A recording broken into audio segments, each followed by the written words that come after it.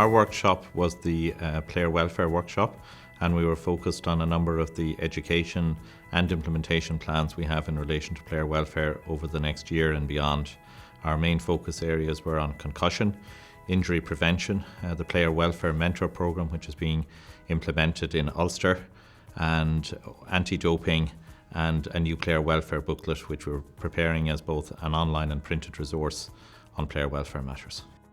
There are a lot of challenges in the whole player welfare area that we need to be continuously aware of, and new challenges emerge. So we have things like the injury prevention space in general, which deals with concussion education, and that's a challenge in making sure that we take the appropriate action when concussion occurs.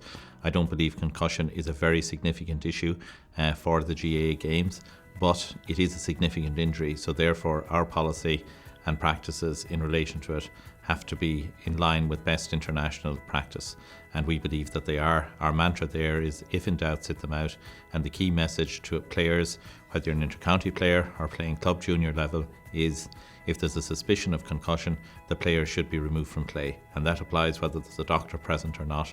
Ultimately, the diagnosis is the responsibility of a doctor.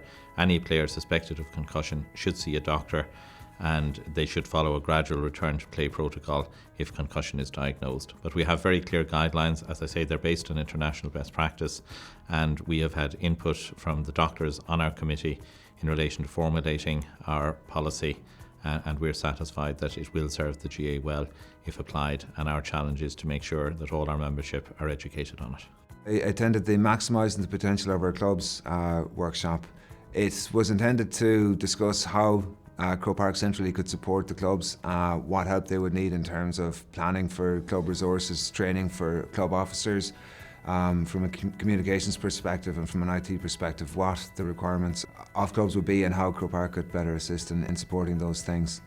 It's a really good way for everybody to meet, to discuss some common themes and to, I suppose, raise queries or difficulties that they mightn't get an opportunity to do at other times during the year. I think there are some very busy and interesting workshops on, so the response that you get from the floor is a very important part of all of these workshops, and that's one of the reasons we're always anxious to run a player welfare workshop, because we get very good ideas and suggestions. I think among the concerns were that we make the necessary changes to put a proper focus on player welfare.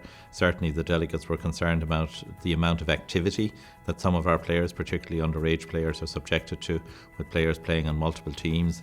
They're subject to demands from multiple managers if they're playing with school, inter-county, club teams. And there's a real challenge there, not just for education, but to implement some of the rule changes that are in motions before Congress this weekend. And we're hopeful that our workshop will help influence delegates in relation to some of those motions. I guess it's a real opportunity for those of us in headquarters to get feedback from people who are involved at grassroots level, be it at club level and county level, or both in many cases. So it was very much a two-way process. We presented some information and solicited feedback from all of the participants that were there. It was really beneficial. The Congress is a very important event for all delegates and all aspects of the association. I think it affords an opportunity for people to meet in the first instance. It affords them an opportunity to discuss important issues and to make decisions based on input from counties and clubs around the country in relation to motions which are before us. And as ever, there are some very important motions this year, and I have no doubt there'll be a very good and robust discussion around those motions tonight and tomorrow.